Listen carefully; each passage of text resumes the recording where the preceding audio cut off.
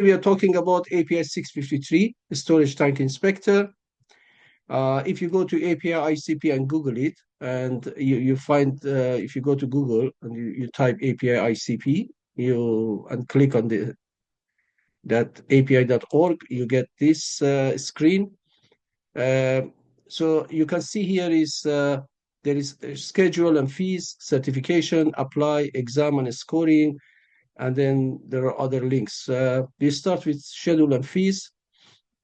So 2025, if you want to do API 653, Storage Tank Inspector, the first exam of the year was between March 14 and April 4, and the deadline completion, application deadline was January 10. So that's already passed. And the next one is July 11 to August 1 with the application deadline of May 9. So there is still time left. And the next one is November 7 to 28 with the application deadline of September 5. You can, even now, you can opt for this slot for this 3 weeks window or this 3 weeks window, as the other one has already expired because the application deadline has passed.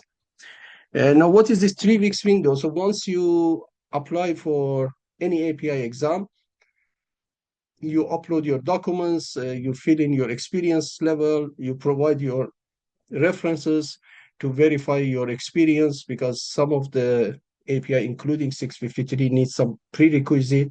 You should have certain number of experience. Like if you are an engineer, you need at least 1 year experience in inspection and supervision of storage tank inspection. And if you are have a 2 years college degree, then it's 2 years. And if you have a high school, it's 3 years. And if you don't have any qualification, then you should have at least 5 years experience. The references you provide should be business emails. And if it's always better to sit with your references, if it's your HR manager, your line manager, your colleagues that you put up as your references, so that it's just 1 minute job. They just need to verify your experience. It's not that difficult. So if that's not verified, they still send you, once you pay the fees, they still send you the email authorization to do the exam, but they will not give you the certificate if you pass the exam unless your experience is verified eventually, okay? So that's a very easy one to do, but still, the best thing is to let the guys you put up as your reference to know that you have done so, and what your reference you have claimed for on NDT, on welding inspection, on storage tank inspection, on design and construction, and quality control. There are various types of experience that you can claim, and your experience should be for the last 10 years, okay? So you have a maximum of 4 consecutive attempts to do. So from the slots you have selected, for example, if you have selected July to August 1 slot, okay? And if you couldn't attend or you failed the exam, the next one would be this one, December 5 to 26, and the one after that would be 2026, sometimes around March 14 to April 4, more or less, 2026.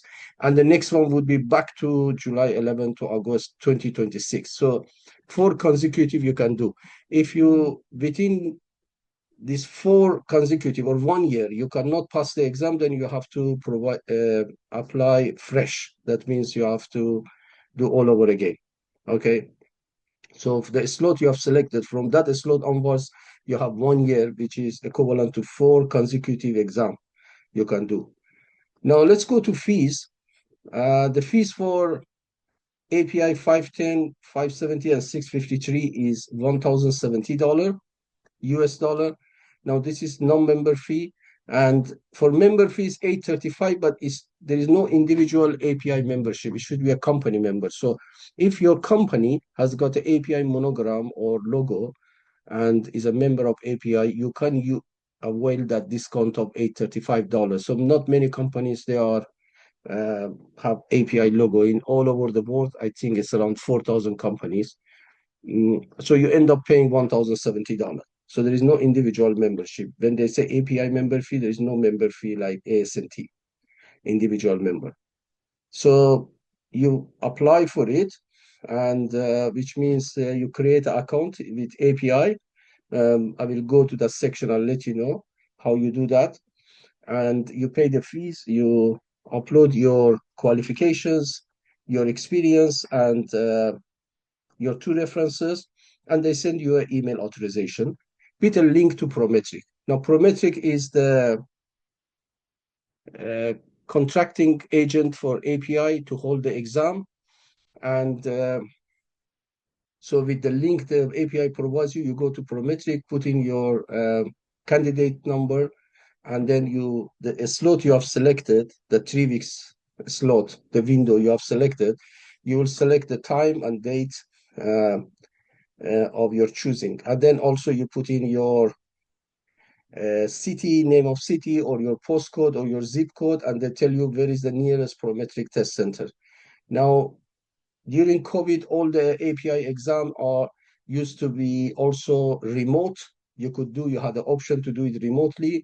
But after COVID, since last year, the three core exam, that's 510, 570, and 653, you have to do in person. That means you have to select a Prometric test center and walk in and do the exam there in person. So it's no more remote proctoring. You cannot do it from the comfort of your office or your home. Okay.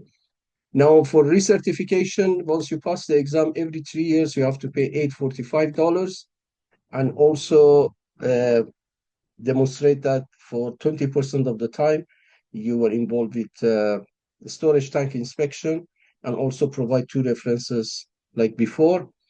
And they will contact one of your references, and once any one of them would approve you, then they will recertify you. Now, for every 6 years, you have to do all this. That means you have to provide two references. You pay $845, and you also need to show that you have, during the last 3 years, you have done 24 hours of continuing professional development. We also have a CPD courses and certificates. All our courses are CPD accredited. So you have to show that you're up to date practically, and you have to do a quiz on top of that, which is 25 question, 240 minutes, so over 10 minutes per questions almost. And you can pause it up to twice, and I will go through that again, how that works for you. Now, if you selected the slot, remember that the slot is frozen for you, so you cannot select another window. So that window is frozen, whatever window you have selected.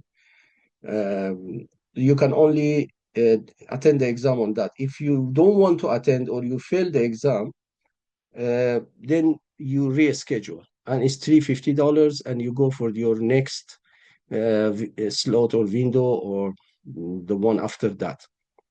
So everyone is 3 months apart, and you pay $350. So remember, if you want even to reschedule, the window is as good as failing. You end up paying $350. So I strongly advise you, even if you are not ready, at least go for the exam, because anyway you have to pay that $350 to reschedule. The $200 fee is a late application fee. That's when 90 days before your certificate expires, you can apply for a recertification. And 90 days after that, that's called grace period. But then on top of the $845, you have to pay another $200 because your certificate is expired. That's during the grace period. So that's what the late application fee is about. Okay, let's go first to see what this exam is for. So if you go to certification and scroll down, you can see 653 and above ground storage tank inspector examination. And they say reciprocal, they still write there remote proctoring, but it's no more actually. They need to remove this, because if you click on this, you can see that only these exams are remote proctoring, and API 510, 570, and 653 is not within this. So this core exam, or the most important API exam should be in person. Okay, there is no remote proctoring for them. For others, yes.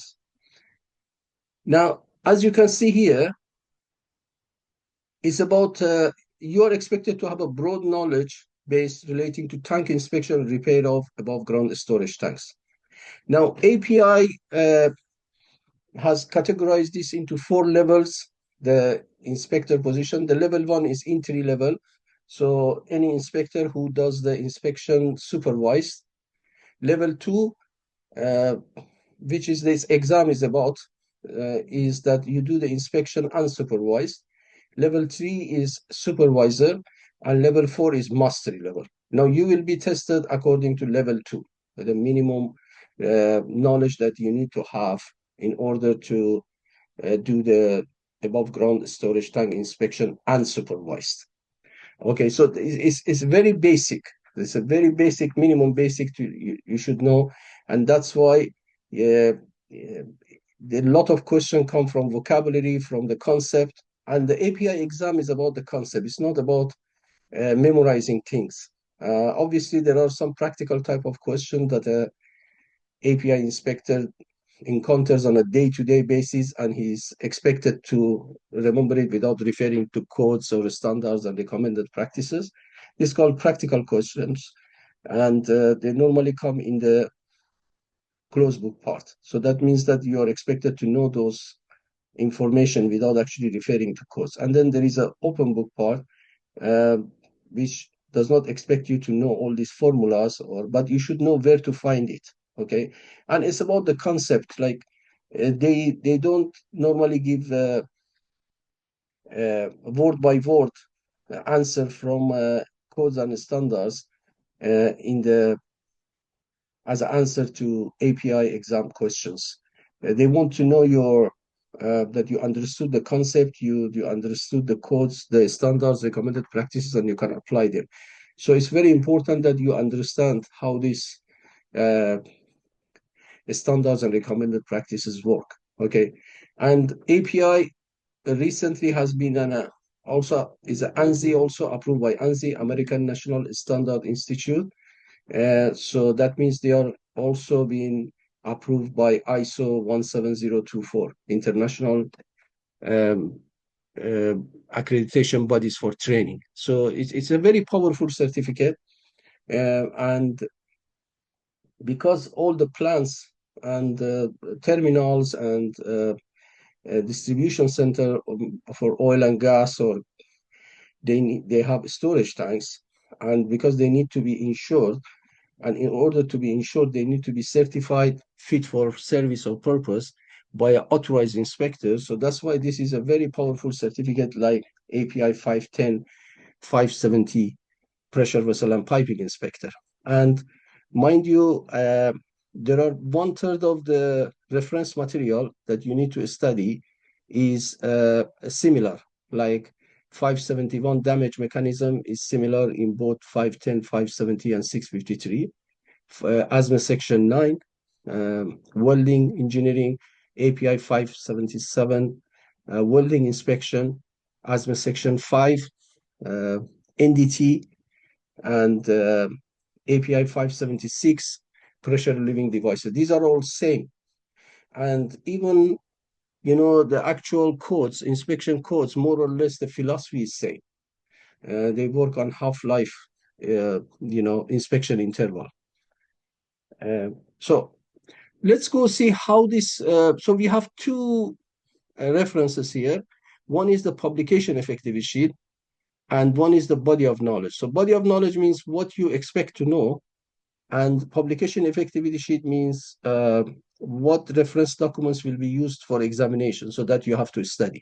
Now, where they come from, API comes with a general job description of a storage tank inspector, and based on that job description, they will identify what an inspector to know in order to do that job description truthfully.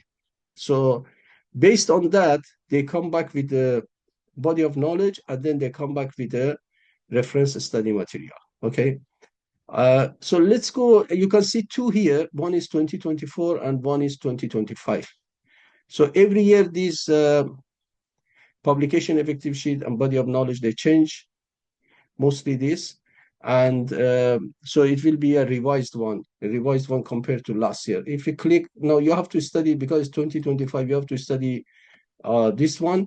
And anything in red, that means there was a changes from last year. So this was probably uh, 653 of 2020 edition last year. Now it became, you have to study the November 2023 edition. That was 2020 edition, probably last year. And the same thing goes for ASME section 5 and 9, which is now you have to study 2023 edition. There is not much difference, but there might be a slight difference, but you should study to the latest revision that they have told you to do. So for 653, you should know about damage mechanism, and this damage mechanism, failure, atmospheric corrosion, general temps condition, brittle fracture, caustic corrosion, etc. You should know about 575, inspection practice. So inspection 575 tells you how to do the inspection, and 653 is the inspection code, which tells you what to do and what not to do, the do's and don'ts. But 575 is tell you how to do it. Okay, so there are different perspectives.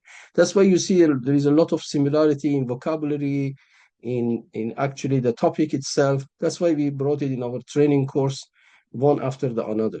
Okay. Then you should know about 576, pressure relieving devices, 577, welding inspection, 650, which is the construction code for a storage tank. So most of 653 comes from 650. It is based on 650. This one is when you construct the tank. Is during the fabrication phase, use 650. When there is during maintenance, repair, and alteration, use the 653. Okay. And then you should also know about catalytic protection and lining, 651 and 652. And obviously, ASME Section 5, which is about non-destructive examination. Now, ASME Section 5, non-destructive examination, that it tells you how a procedure is written, what elements you have to put in a procedure, like calibration, like what should be in a report, what are the general terms, condition. And you only need to study articles 1, 2, 6, 7, and 23, which is general terms, condition, radiographic, penetrant test, magnetic particle, and UT thickness measurement in ASME Section 5. So as a API inspector, you should know what a report looks like, because you're eventually responsible for approving those NDT reports. The NDT job done by the NDT technicians and the report generated, it should be approved by you. And you tell them where to do the NDT, what type of NDT.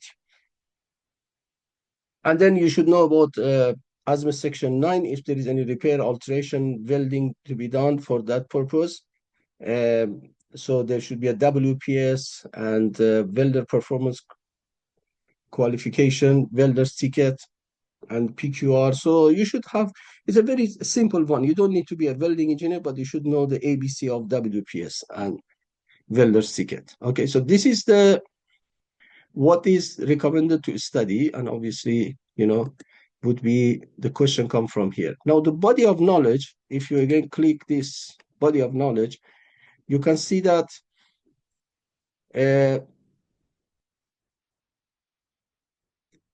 there are some topics they brought here, okay, after all this initial um, uh, introduction. For example, if they say you should know about metal loose API 653 section 4, that means this is very important. There is definitely a question coming from this section, okay? So this is a good guide to know where actually most of the question come from. After writing, again, the publication effectivity without the revision number here, they say, okay, you are expected to calculate and evaluate thickness measurements. You are expected to know corrosion and inspection interval, API 575, section 7172, metal loss, corrosion rates, 653, again, section 4, you see brought here as section 6, inspection interval, and these formulas, remaining life, the actual thickness minus the minimum thickness divided by corrosion rate would be the remaining life of the tank. And joint efficiencies, E, uh, which is depends on the extent of radiograph NDT. For example, if you have 100% radiography, the efficiency is 1. If you do a spot radiography, it's 0.85. That means 85% of the joint you are allowed to use as a strength of the joint you have to use. And if there is no radiography, 70%. You should know about field height, hydrostatic testing, and there is two formulas. You don't need to memorize it. This is mostly a open book question. So if you want to know at a point what is the height should be, is this formula, and then is 1 foot method for the entire shell is this method. Okay, so you don't need to memorize that, but we'll explain what is it. Is the strength of the material, the joint efficiency, the minimum thickness. There is a factor, and then there is a specific gravity and the diameter of the tank. Okay, so you can be the height that you can feel maximum. You should know about hot tapping, which is making a connection while the tank is in service. It wouldn't be many of questions there. Settlement evaluation, number of settlement points. So all these points, as you can see, is doubly important. You see, you have to be careful about these annexes and figures and the footnotes even you need to study, because a lot of question comes from there. A lot of question come from vocabulary. Then you should know about impact testing, minimum thickness for existing tank shell, and minimum thickness for a reconstructed tank shell, and the corroded area. You see here these figures and all that, the joint efficiency, the height, all these figures. You need to be careful because it comes in a open book question, so you should know where to find it easily. So the only way to do that is to when you are solving a open book question, you actually solve it yourself. Even if you are buying our course, I recommend that you use the reference material and then do it yourself as well, and so that you know where to find it quickly during the open book. And then you should know about pitting. Bottom plate minimum thickness is 0.1 inch, 0.1 inch. Replacement plates, annular areas and all that, and lap welded joints. And then it also tells you what you don't need. So if there is any confusion, remember that you do not need to know about calculations, brazing, all sorts of calculations and all that. They said you are not expected to know, okay? And then you should know about ASME Section 9, welding, which includes WPS. You should know the essential, non-essential parameter, P number, A number, group number, F number, and PQR, supporting PQR for WPS, procedure qualification record. You should know about welding procedure qualification, and so welding ticket, welder performance qualification, and supplemental essential variable. That's when impact test is required, so you have supplemental. You should know about the basics of WPS, and they show you a WPS, and you need to tell what is wrong with that WPS. It would be a one process only. It's either shielded metal arc welding or gas metal arc welding, and for example, you should know that the PQR and need to be signed and dated. Okay, so see here, this could be a potential question. Then general welding requirements. Remember that the acceptance criteria, the NDT and all, you can find in 650 construction code or NDT. There is no acceptance criteria in ASME Section 5. ASME Section 5 is all about the how an NDT procedure is written and what are the general terms and requirements, okay? And so about ASME 5, you should know, for example, after the general terms condition, should know about IQI, how a radiography report looks like, you know, the density, sensitivity, backscatter radiation, and you should know about liquid penetrant, advantage, disadvantage, techniques used. There are 6 techniques, how you interpret it, the findings, the discontinuities, the magnetic particles, same thing, and there will be only yoke and prod only, so limited magnetic particle, and about UT it would be only the thickness measurement, so no volumetric scanning and all that. Okay, and there would be some practical knowledge you need to know: organization certification requirements, definition of inspection, internal, external, on-stream inspection, type of corrosion, minimum thickness evaluation, and as you can see here, inspection relief devices. So this would be a lot of question might come from this subsection of 43266 from API 576. Okay, hydro testing, pneumatic testing, hydro. So, and again, it says in order to avoid confusion, it says these things from 650 is not covered. Okay, all these annexes. Okay.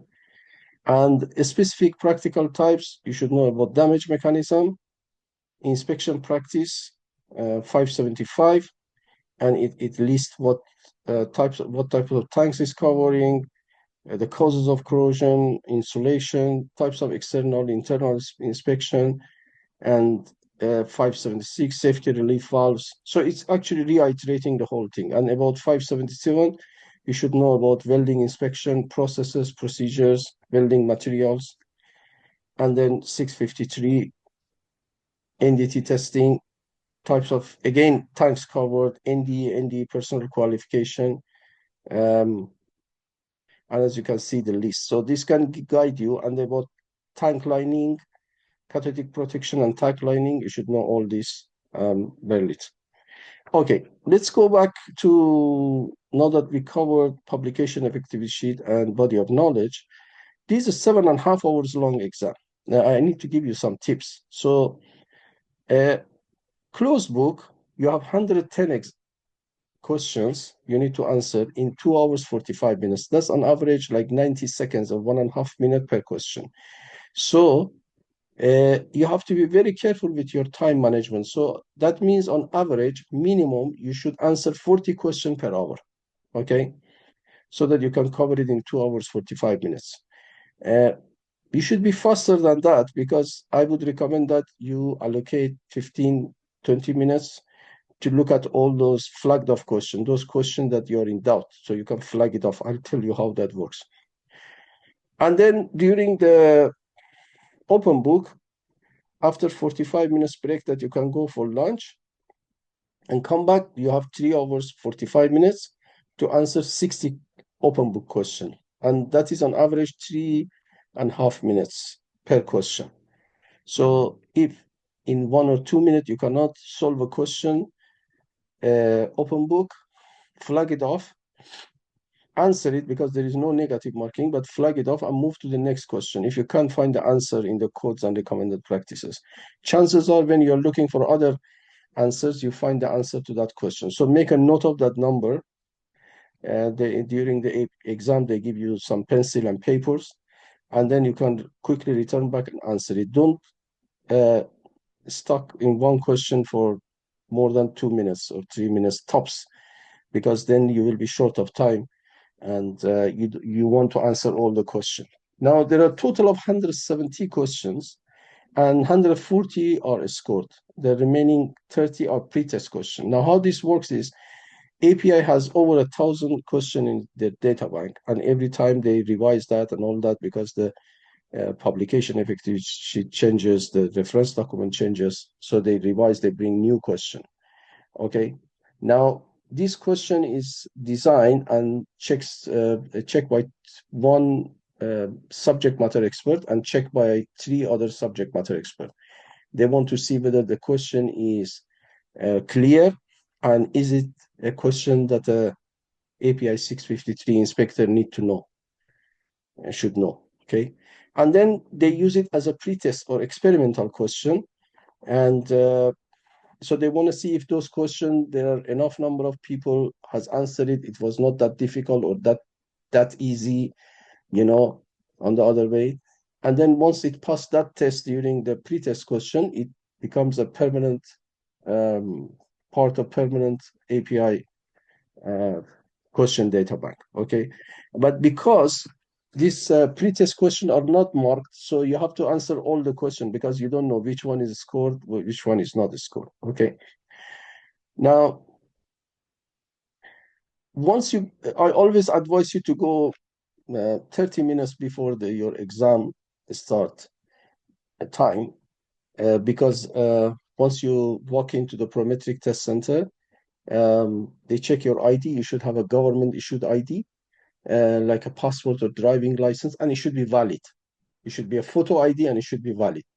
So one of our candidates for 653 actually went with an expired driving license. They refused him. So he went home. By the time he returned, 1 hour was passed, then they refused him entry. If you are late more than 15 minutes, they can refuse you entry because this is a day-long exam. They say if we admit you, uh, then we have to wait for you till you finish the exam, and we don't want to fail. We want to close down, at the end of the day because it's a day-long exam, you see. So once they check your ID, they give you a key to a locker.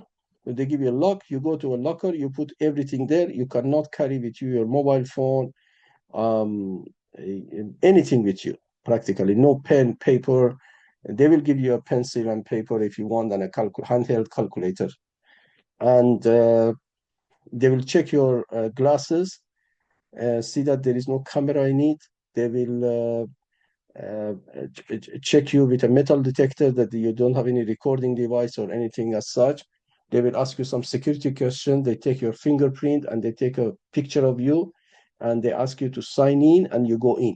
Now, then they take you to your desk. Once you go to your desk, and there's a screen comes and say, this is your name and this is the exam you're giving. When you say yes, it takes you to your exam tutorial. So I'll show you, this is exactly what you see in exam tutorial. You got 10 minutes or you're done with it. You can finish this earlier. And so I would advise you to read this tutorial before going to exam. That makes your life easier. You don't need to be stressed out how this works. So the most important things I would say, your candidate name would be here, and the exam you're doing would be showing here, okay, on tutorial. And so when you start the exam, this is how this is going to work. And the question would be like this.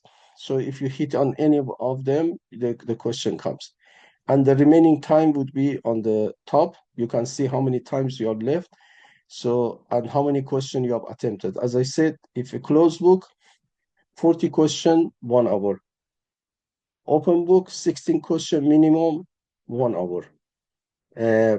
So keep the pace. Otherwise, you will be short of time. Because if the time finishes, then the exam automatically of that section is finished. Or if you click on the finish section, the exam would be complete and you cannot return back to it. Okay.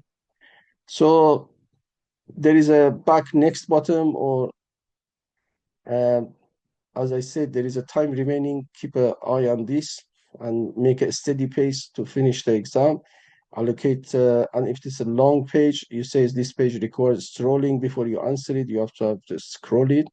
If the question is too long, there is also an icon of a calculator like this. It would be a simple calculator where you have to do simple calculations. And then you can navigate next back, or you can go to one question or the next question.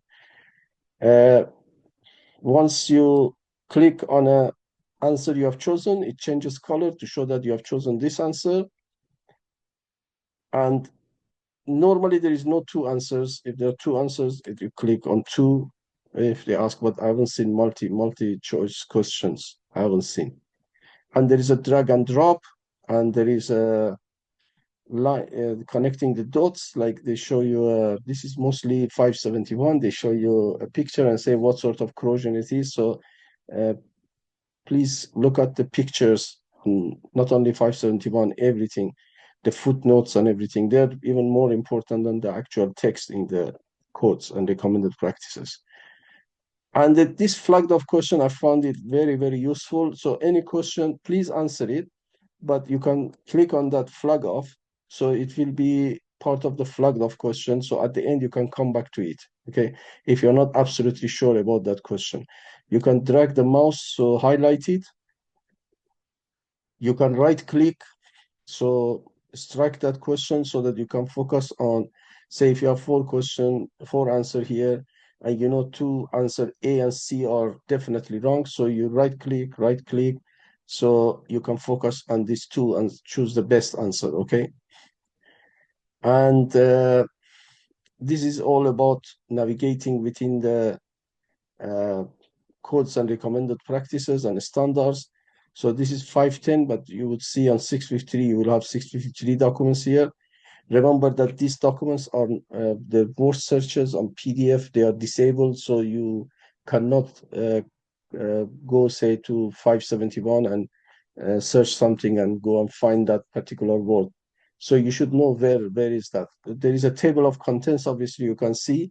For large documents like ASME section 5 and 9, uh, because they are very long, I would recommend, if you cannot find it, go to table of contents or list of figures. The chances are you can find the where it is located, the answer to that. Okay. And whenever they say it's normal for normally inspector or it's the best practice is like this, it's definitely 575 inspection practice. Okay. But if it's do's and don'ts, it's definitely 653 code, inspection code. You can leave a comment, but it's remember that the time taken to leave a comment here, challenging the question, coming off your time. And at the end, then you can, once you finish, you can uh, filter it by flagged off question or unattempted question. You also click on this, see that you have not left anything unattempted, so you have answered all the question because there is no negative marking. You still want to try your chance, even if you don't fully know the answer. And especially look at the flagged off question, maybe 15, 20 minutes, you might have find 10, 12, 20 questions that you have flagged off, you're not absolutely sure, so you can go through them once again, and at the remaining time, uh, look at them and then choose the best answer. Okay.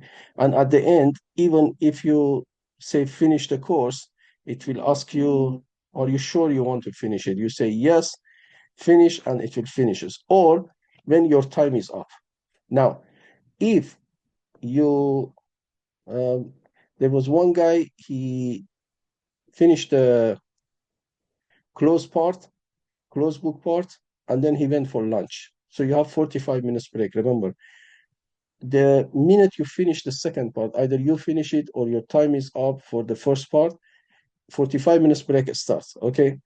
So the guy came late. He came like 30, 40 minutes late. Not 45 minutes. He came after 1.5 hours. So that 45 minutes late it was taken off from his open book. You see, so he didn't have 3 hours, 45 minutes for open book. He had only 3 hours left by the time he came to his desk.